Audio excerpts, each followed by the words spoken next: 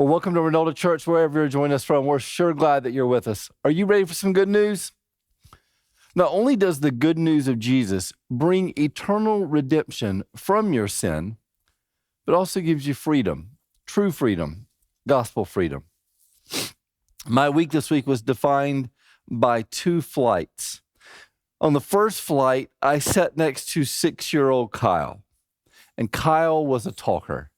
Usually when I get on a plane, I want to do one of 2 things. I either want to sleep or get some work ready for whatever event I happen to be going to. And this week I was flying, and I really needed to use this time to prepare for the talk I had to give. But Kyle had different plans. And so Kyle had all kinds of things that he and I needed to discuss, from sports to the beginning of first grade to this girl who lives down the street from him who's being really upset, making him really upset, being really unkind to him. And his mom, God bless her, she had packed for both Kyle and his 13-year-old sisters a whole series of snacks. And she kept kind of passing those snacks down there. I think she actually probably felt a little bad that Kyle was taking up so much of my time, but it was fine. But she looked like she was trying to feed him in a way to either maybe he would take a nap or maybe he'd get distracted by the food and watch a movie. And so finally she passed a baggie down full of what looked like fresh watermelon. And Kyle looked at the watermelon strangely, and he said, "Mom, something's not normal about my watermelon." And she said, "What do you mean?" He said, "It's got something in it." And she said, "Oh, well, they sent me the wrong watermelon from the grocery store. They didn't send me seedless watermelon. They sent me the watermelon with seeds. And it's fine. Just eat it. If you swallow some, it'll be fine." And so Kyle said, "I can't eat those seeds. If I eat those seeds, a watermelon will grow up in my stomach." His 13-year-old sister started to cackle. His mom shook his head. And it got us talking for a few minutes, me and this new family that I've clearly joined, of all of the things that we believe when we're little that we grow out of. We were listing things like, if you kiss someone, you're married to them. If you cross your eyes, it'll stay that way. If you step on a crack, you'll break your grandma's back. Chocolate milk comes from brown cows. If you swallow gum, it'll stay in your system for 7 years. And we were laughing at these things. And poor Kyle, I couldn't tell if he was for the first time learning that these things weren't true or if he disagreed with us about whether or not they were true. But finally, his 13-year-old sister, sitting 2 seats down from me, said, "You know those kids, they'll just believe anything." We are spending this year in the book of Romans, and we're getting probably between this and the book of Ephesians, Paul's most comprehensive view of what has happened in his own life, the implications for what he now believes, and how that shapes everything about Christian existence. We have been looking together at the first 11 chapters, and today we come to the first 2 chapters of chapter 12. To most of us, these verses will be very familiar. "I appeal to you, therefore, brothers, by the mercies of God, to present yourselves as a living sacrifice, holy and acceptable to God, which is your spiritual worship. Do not be conformed to this world, but be transformed by the renewing of your mind, that by testing you may discern what is the will of God, what is good and acceptable and perfect." These texts are familiar to most of us because they are so dense. We could literally spend weeks using these to talk about what it means to worship, what it means to live holy and acceptable, what it means to discern the will of God. But because we don't have that kind of time, let me set up what I believe Paul's trying to do here. The letter to the church in Rome has clearly shifted. He has now gone from giving this very detailed treatise on all of the ways that he has understood the nature of God, the nature of sin, the nature of Jesus' relationship with Jew and Gentile. And now, for the next remaining chapters, 12 through 16, he is going to move to a much more practical understanding of the implications of this good news. Paul is going to reflect, I think, some of the kind of priestly language that he would have grown up with. Paul grew up as Jewish as you can possibly be. He understood the sacrificial system. Some of this language here actually, for me, calls to mind the way Peter is going to talk in 1 Peter 2 about priests giving offerings to God. Offer yourself as a sacrifice. See, Paul understood way more than we ever will on this side of eternity just how important the three uses of the law were to Old Testament readers, to Jewish believers, to the tribes of Israel. What I mean by the three uses of the law is that when you open the Old Testament, you'll see that there are probably 630 different laws, but they fall into different categories. The easiest one to understand is what we might call the moral law. The moral law, 10 Commandments, will fall into that category. Jesus is often cornered by the Pharisees about his understanding of the moral law. As a matter of fact, in the Gospel of Matthew, chapters 5, 6, 7, part of 8, you're going to get Jesus doing what we call higher righteousness, meaning you've heard it said this, I tell you this. You've heard it say this, I tell you this, meaning you've heard it said in the moral law this, but I tell you that in light of what Jesus has done, here's what we believe. There are two other kinds of categories that you can sort these 630 laws into. You put some of them into the moral law. You can put the rest of them into what's called the sacrificial and the ceremonial law. Sacrificial meaning the laws that govern the way in which the temple and the tabernacle worked to cover the sins of the people. Or on the other hand, you can put them into what you might call the ceremonial law. This would be the law that was all about the practice and operation. So sacrificial temple and tabernacle, ceremonial practice and operations. And what we know is very clear from the New Testament is that while the moral law stands and Jesus raises the bar, he says, here's what higher righteousness looks like. Jesus is the absolute fulfillment of the ceremonial and sacrificial law. And so Paul is using the language of being an offering, of bringing something to God. It's weird priestly language. What is he doing? I think Paul wants to remind the people that the purpose of the law was one thing. The law acts as a mirror. I've probably said this 3 times during our time together in the book of Romans, but it's important that you understand that the law of the Old Testament, the moral law in the New Testament, it serves as a mirror. It's not a saving tool, it's a reflecting pool, meaning it helps us understand one thing. Not how we might be righteous, not how we might be good, not how we might walk the straight and narrow. The law serves for us as one thing, a reminder that we need a Savior. St. Augustine and C.S. Lewis both talk about sin as it being a parasite. Augustine argues that evil isn't something. It wasn't created. Evil is actually the absence of something. Evil is the absence of good. Evil latches on like a parasite to something's good, and it changes the nature of the good thing. It changes the good thing into something that it wasn't created to be. And so the way that Paul is going to help us understand just how radical what has happened in the good news. The way he's going to help us understand that Jesus has come to fulfill the ceremonial and sacrificial law, and that we're now going to offer ourselves as living sacrifices using this priestly language. What he's doing here is he's helping us understand just how radical the transformation is between our old nature and our new nature.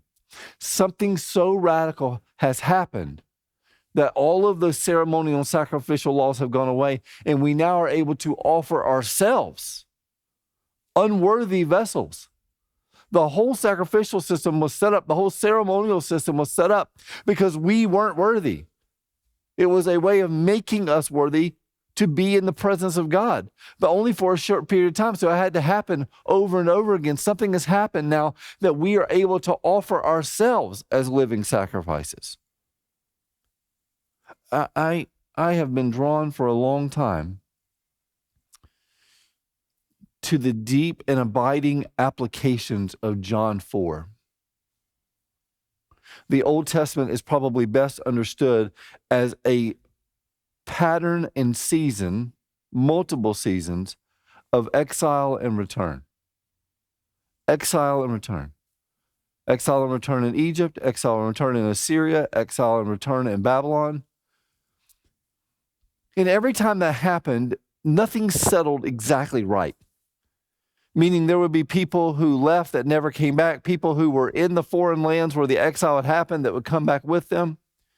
And one of the questions that always asked, was, what do we do with the people who have come back? Now God had commanded them to not intermarry with other kingdoms, but people do those things. They were rebellious. They did the things that were unwise. And so frequently they would have lived in Babylon for generations. Somebody surely got married to a Babylonian, or while they were in Assyria or Persia, they married one of those people, or while they were in Egypt, they married one of those people. And they bring their families back with them. And it creates a just kind of remnants of descendants of people that are not truly Israelite by descent. They're not actually pure blood. So what do you do with these people? What do you do with these half-bloods, mixed bloods? Over time, they begin to gather, if they felt ostracized by the culture, into kind of one area, into the area of Samaria. Samaria was made up of a melting pot of different cultures, so much so that no one could identify with any distinct nation, so it became a slur to live in the land of Samaria. As a matter of fact, to call someone a Samaritan was among the grossest of all insults. In John 4, in the middle of the day, in the hottest part of the desert, a woman comes out to gather water, and Jesus meets her there.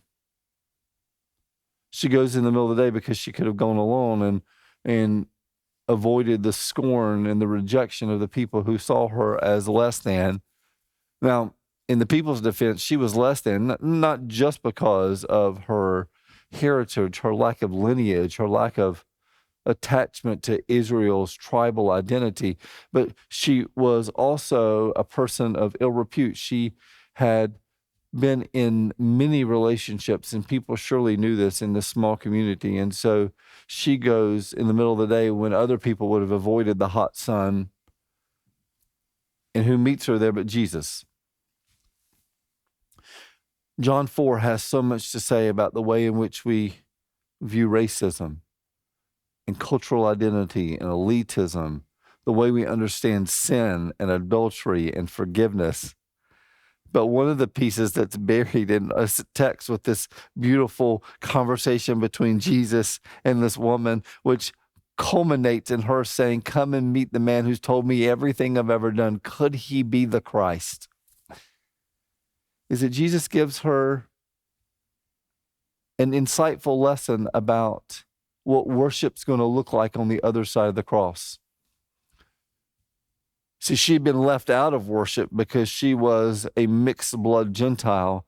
And so Jesus begins to give her a picture of what worship is going to look like on the other side of the cross. You've heard it said, worship this way, or you've heard it say, worship that way. But I'm telling you, there's a time coming when it's not going to matter which mountain you've come from. You're going to worship me in spirit and truth.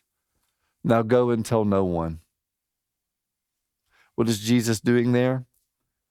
He's saying what I'm about to do, what's about to happen because of me, what's about to happen through me. I need you to hear me say that the only right response of all people is going to be to worship. The only right response isn't going to look at your ethnic identity or where you grew up or which mountain you've descended from or what your bloodline is or what your family's position is, but all people in all places at all times are going to worship me in spirit and truth. There are three things I've learned about worship this week that I'd love to share on this Family Worship Sunday. From these two verses, one is, one of the things I believe that shapes our worship is that we repeatedly turn our affection towards God's mercy. I appeal, verse 1 of chapter 12 says, "To you therefore, brothers, by the mercies of God." This is Paul saying, look, in the last 11 chapters of this book, I have unpacked for you in countless ways all of the ways that God has been merciful to you. Now, by the mercies of God, live differently. By the mercies of God, by all that you've seen him do, all of the ways that you've seen him go first, go further, all of the ways you've seen him turn his affection towards you when you didn't deserve it, all of the ways that he's cared for you, he's provided for you, all of the ways that he has interwoven human history so that you might know him. Consider those things his mercy towards you. What shapes our worship first and foremost is the reminder of God's mercy towards us. And the response, Paul says, is that because of this mercy, our whole life is aimed in one direction. In one direction. I was playing basketball at the arcade this week. And I know a secret about this arcade. I was playing with my kids, and they're trying to shoot it like a normal basketball game. And the problem is that the rim's a little hard and the balls are a little flat. And if you try to shoot it like a normal basketball, it's going to hit the rim and bounce off. But I discovered really early at this arcade, playing with some friends some time ago, that if you hit the backboard with those flat balls, you will make it almost every single time.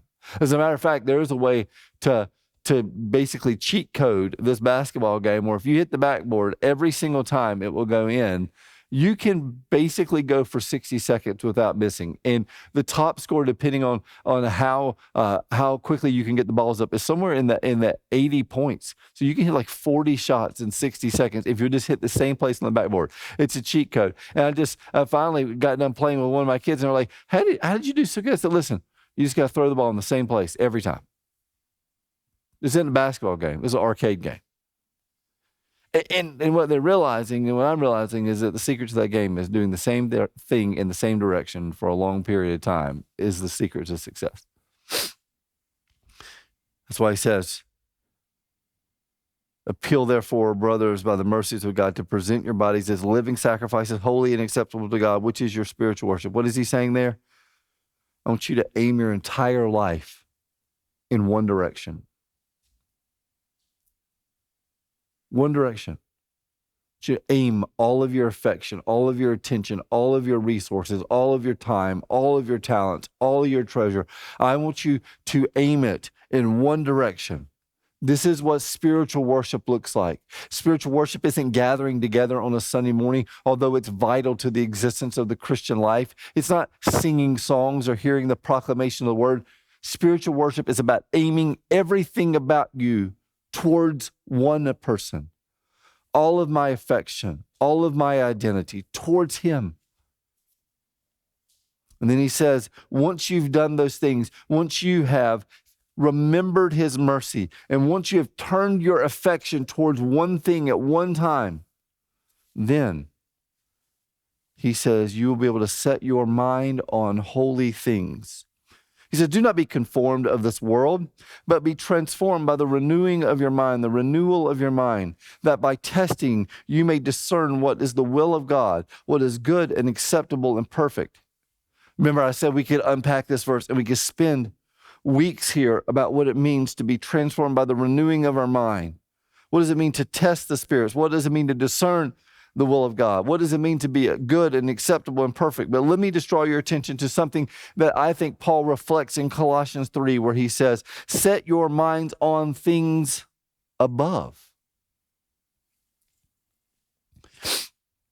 I don't want to spend any energy trying to convince you how much of your life should be oriented towards gospel-only things and how much we should engage with the culture. The fundamentalists spent the last 100 years trying to convince us that things like playing cards and going to the movie theater were the gateways to hell. And have very little energy or appetite for doing those kinds of things, or even speculating where the scriptures don't speak. Can we just agree that Where scriptures speak, we should speak, and where scriptures are silent, we probably should be too.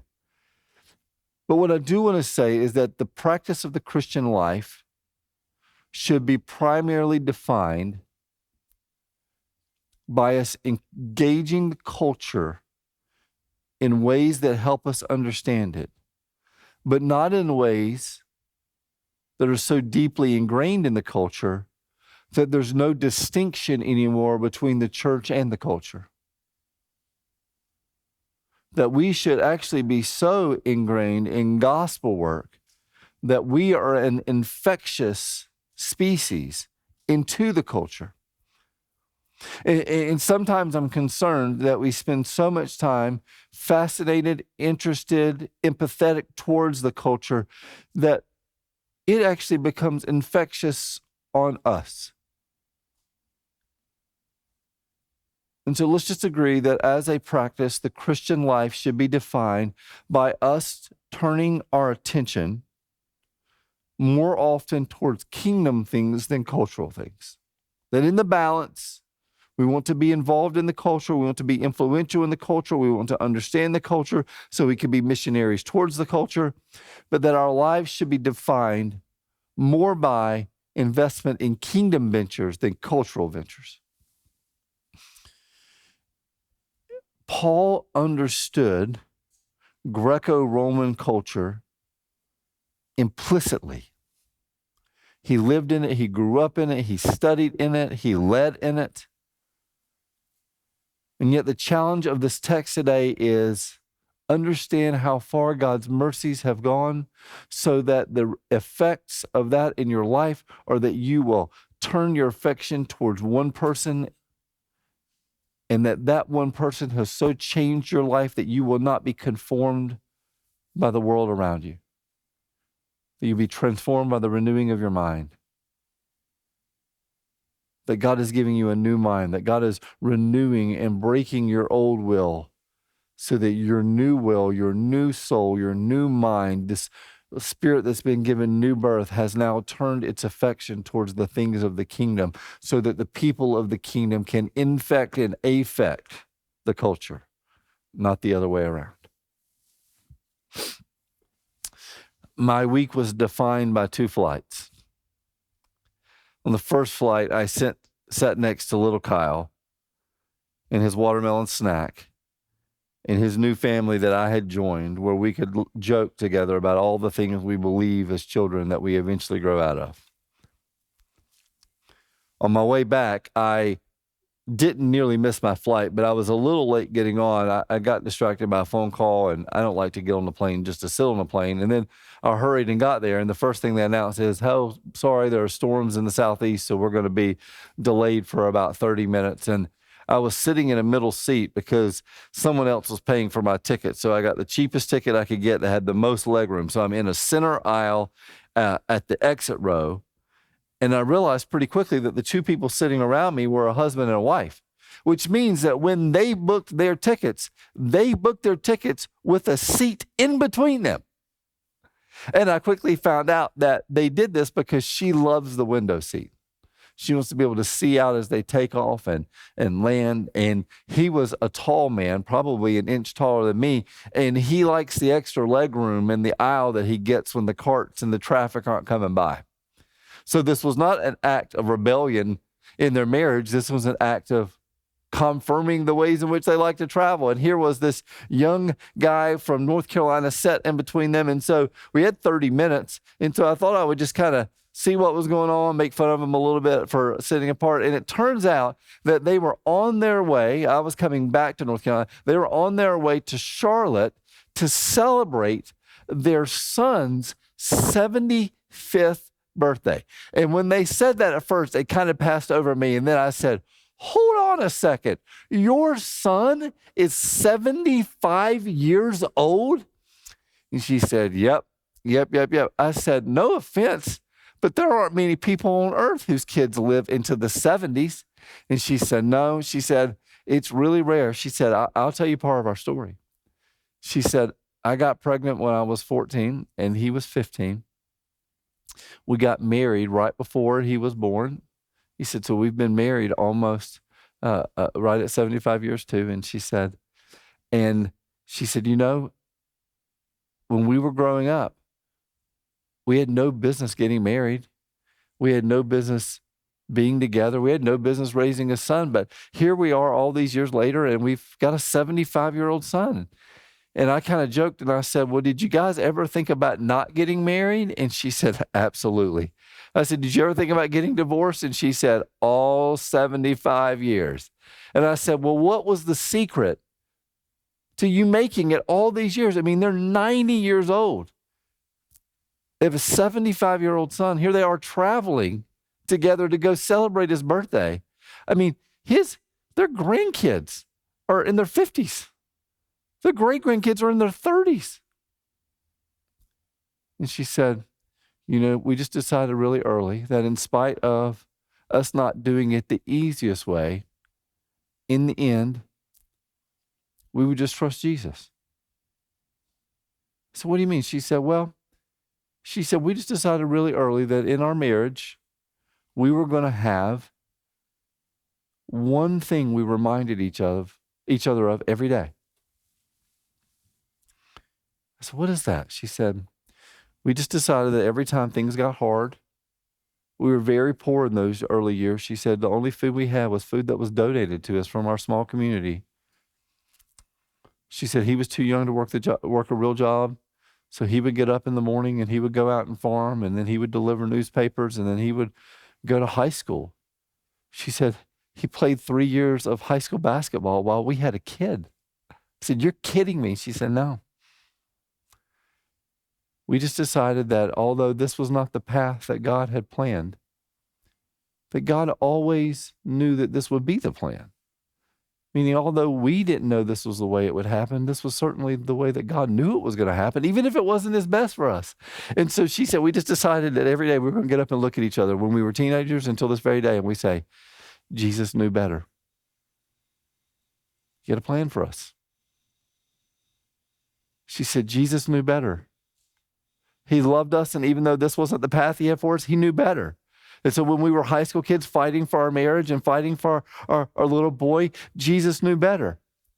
When we moved to the mountains of North Carolina to go to college, and everyone said, you just need to get a job, and here I was washing other people's clothes in my home while my husband went to college and got an engineering degree. We just looked up every morning and said, you know what? Jesus knew better.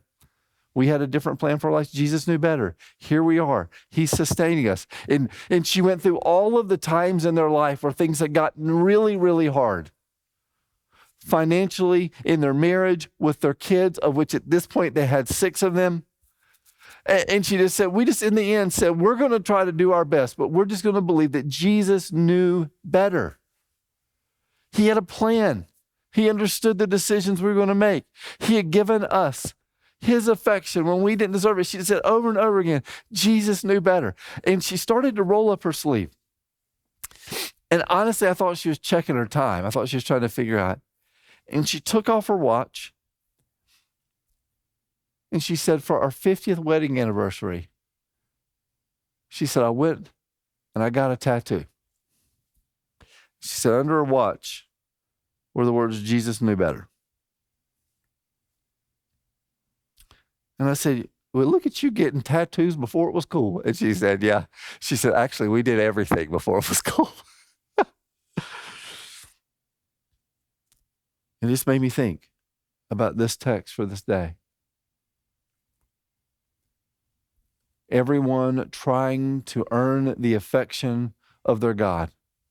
Christian, non-Christian, humanist, believer, religious person, non-religious person, every person in the end comes to the fundamental belief that there had to be a first cause, there had to be a God, there had to be someone who put this together. It's too ordered, chaos doesn't reign. Something had to happen to make this happen. And in the end, all of us want whoever, whatever that is, to turn its affection towards us.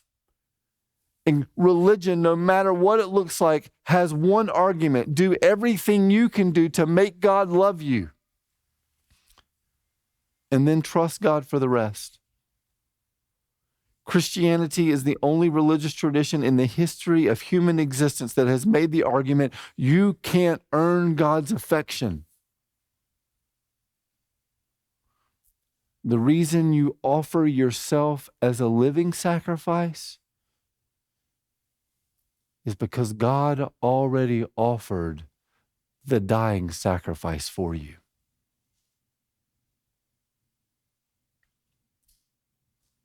When you failed, Jesus knew better. When you walked away, Jesus knew better. When you were running towards destruction, Jesus knew better. When you thought your kids were wayward and never were coming home, Jesus knew better. When you thought your marriage was over, Jesus knew better. When you thought there was no way, Jesus knew better. Every place in your life where you were ready to give up, where you thought there was no way, we are reminded because of the gospel, Jesus knew better. What he knew was although the human heart would desire to earn God's affection, to earn his approval, it was impossible. So Jesus knew that the only way to make things right, to bring order to the chaos, to bring redemption to the destruction, was to go into human history, to interrupt human history. And then Jesus would live the life that we could never live. All 630 laws, ceremonial, sacrificial, moral law that we could never, ever measure up with.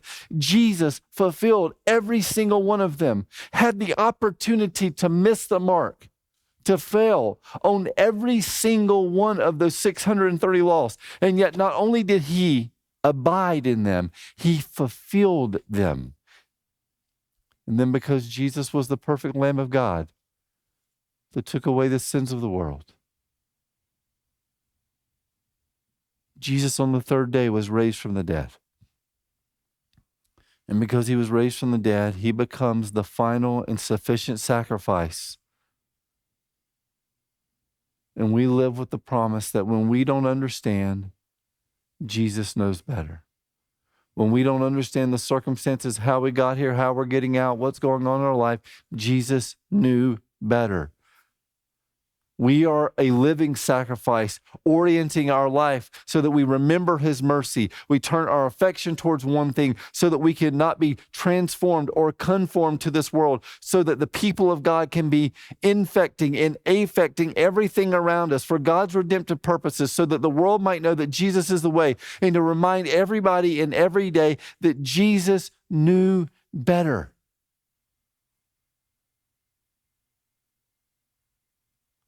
Our decisions don't always put us on the path